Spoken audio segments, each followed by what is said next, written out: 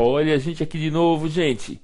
Vamos começar agora o segundo bloco de prismas. Esse é de longe o bloco mais importante dos três. Teremos três blocos, você já deve ter visto o primeiro, onde a gente viu classificação, elementos do prisma, a definição, e começamos também a ideia de paralelepípedo. Pois bem, a gente começa agora falando da área e do volume do paralelepípedo. Atenção, esses são tópicos extremamente importantes do ponto de vista de questões. Muitas questões aparecem envolvendo essas ideias. Então, dobre a sua atenção para assistir esse bloco, ok? Se houver necessidade, repita essa videoaula, porque ela é super importante mesmo, ok? Vamos direto para o quadro. Legal, gente. Agora a gente vai para a área da superfície do paralelepípedo. Muito bem, olha só. Só para lembrar, a gente tem o paralelepípedo aqui e as suas três dimensões A, B e C. Até aqui, tudo tranquilo. A gente tem que se lembrar de que eu falei que todas essas faces são retângulos. E aqui um detalhe muito importante. Os retângulos aqui, ao todo, são 6. São 6 faces ao todo, incluindo também as bases, né? Só que elas são congruentes duas a duas. Repare, essa base aqui é congruente a essa. Quais são as dimensões? É um retângulo de medidas A por B. Repare que aqui também vale A e aqui também vale B. Lembrando lá de áreas, na parte de geometria plana, a área de um retângulo é A vezes B, isso a gente já sabe. Portanto, aqui eu já tenho de cara AB mais AB, ok? Portanto, área igual a 2 vezes AB. Porém, não são somente essas, a gente está procurando a área total. Portanto, ainda temos mais essas duas aqui, olha, este retângulo e o de lá de trás, que é igualzinho. Quais são as dimensões desse retângulo, pessoal? A por C. Repare que isso aqui vale C também. Então, eu vou ter AC mais AC lá de trás. Então, temos aqui mais 2 vezes AC. E ainda temos os dois retângulos menores. Esses aqui que medem BC e também BC. Afinal de contas, são congruentes. Portanto, 2BC. Ok? Olhando com calma aqui, dá para a gente perceber que o 2 é um fator comum às três parcelas. Portanto, pode ser colocado em evidência. Olha só. Área igual a 2 vezes AB mais AC mais BC. Pessoal, essa propriedade é de grande valia para a gente. Não dá para não saber dela. Ok? Então, vamos guardar aí. A gente não pode esquecer de jeito nenhum. A igual a 2 vezes AB mais AC mais BC. Ok? Muito bem. Lembrando, a área tem a ver com a superfície. No caso, a área da superfície do paralelepípedo. A gente vai em frente agora ver uma coisa nova, que é a ideia de volume. Bem, para início de conversa, quando a gente olha para um paralelepípedo, a gente não pode confundir a sua superfície, sobre a qual a gente já discutiu, a gente mede a área da superfície, e a gente não pode confundir isso com o espaço ocupado pelo sólido. É algo totalmente diferente. O espaço ocupado pelo sólido é chamado de volume, e o volume pode ser quantificado. Na verdade, o volume é um número que quantifica esse espaço, ok? E para quantificar algo, a gente precisa sempre de quê? De um sistema de medidas.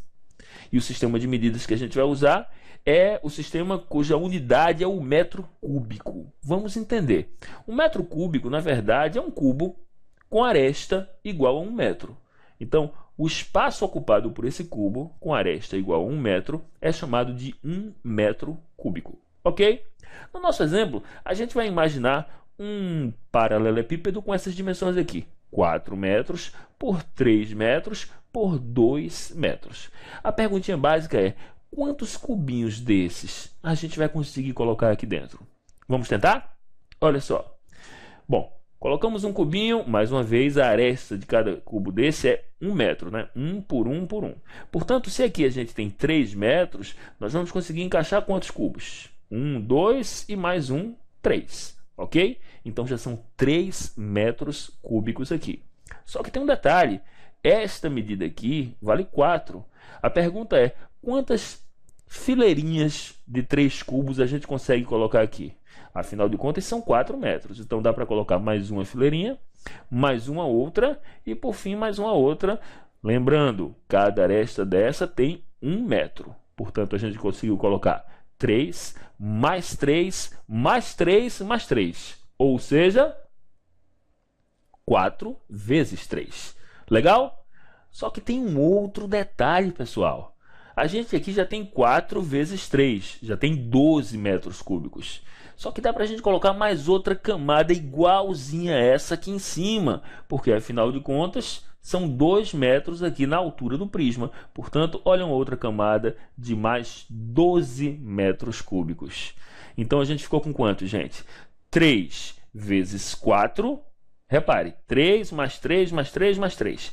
3 vezes 4. Só que foram 12, mas 12 vezes 2 por causa da altura. E terminamos com 24 metros cúbicos. Olha a conta. 3 vezes 4 vezes 2. A ideia não é simples? Pois bem, generalizando essa ideia, a gente vai ter para um prisma de medidas A, B e C, o volume será A vezes B vezes C. Legal? Muito fácil e muito tranquilo, ok? Olha, nós já vimos coisas super importantes sobre prismas, paralelepípedos, mas ainda não fizemos nenhum exercício. E é isso que a gente vai ver agora. Legal? Vamos lá. Olha só, exercício. As medidas de 3 arestas de um paralelepípedo reto retângulo são x menos 1 centímetro, x centímetros, x mais 1 centímetros. Legal. Calcule o volume desse paralelepípedo, sabendo que a área total mede 94 centímetros quadrados. Legal? Muito bem, gente. Olha só, a gente não sabe o valor de x, então vai ter que encontrar. Óbvio, com o valor de x a gente desenrola a questão. Só que a gente sabe que as arestas medem x menos 1, x e x mais 1 centímetros. Então vamos fazer uma coisa, olha só. A gente vai chamar essa aqui medida de x.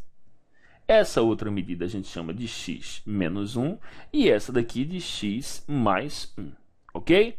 E aí nós temos que nos lembrar de que a área total tem uma propriedade que a gente acabou de ver, não faz muito tempo não, há 2 slides atrás. Antes de volume, a gente viu aquela propriedade. E a propriedade fala o que, gente? Fala que a área é igual a 2 vezes AB mais AC mais BC. Não é verdade? Lembrando, A, B e C são as dimensões do paralelepípedo, ok? Então o que a gente tem que fazer? Apenas substituir os valores, que nós vamos cair em uma equação do segundo grau bem tranquila e bem legal. Olha só, a área ele deu 94 centímetros quadrados, ok? Portanto, 94. O 2 da propriedade, aí vamos trabalhar. Olha só. A vezes B. A gente vai chamar aqui A, B e C, aqui independe da ordem, ok? Então vamos chamar o A de x. Então vai ficar x vezes x menos 1, vai ser o meu B, mais x vezes x mais 1, o x mais 1 vai fazer o papel de C, legal? Mais o que, gente? X menos 1 vezes x mais 1. E aí a gente vai o quê? Resolver essa equação. Uma equação tranquila, uma equação do segundo grau. De cara, eu vou passar esse 2 dividindo. 94 dividido por 2 é igual a 47. E aqui dentro a gente vai sair resolvendo essas operaçõezinhas de multiplicação aplicando a distributiva, ok? X vezes x, x vezes menos 1. Então vamos ficar com x ao quadrado menos x mais o que, gente? Aqui, olha. X ao quadrado mais x.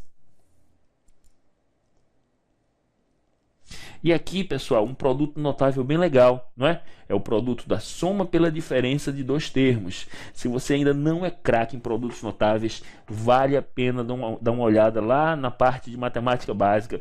Temos já uma aula publicada de produtos notáveis e fatoração, ok? Então vale demais a pena assistir essa aula. X menos 1 vezes x mais 1 vai ficar o seguinte, olha. X ao quadrado menos 1 ao quadrado. Ok? Muito bem. Agora a gente vai dar uma simplificada básica. Afinal de contas, a gente pode cortar menos x com x. E depois a gente vai passar este menos 1 ao quadrado, que na verdade é menos 1, lá para o outro lado. Ele vai passar mais 1. Legal?